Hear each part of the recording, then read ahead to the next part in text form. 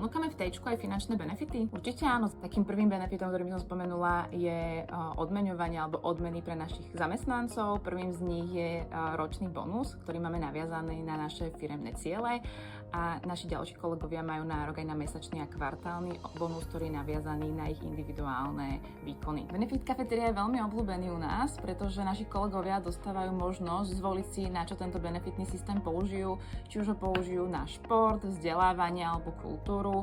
Majú tam naozaj flexibilitu a voľnosť pri výbere. Ja to najčastejšie používam práve na športovanie, čiže môžeme si za to kupovať napríklad multisport kartičku, ktorá je veľmi obľúbená, alebo na poukážky na kúpu elektroniky.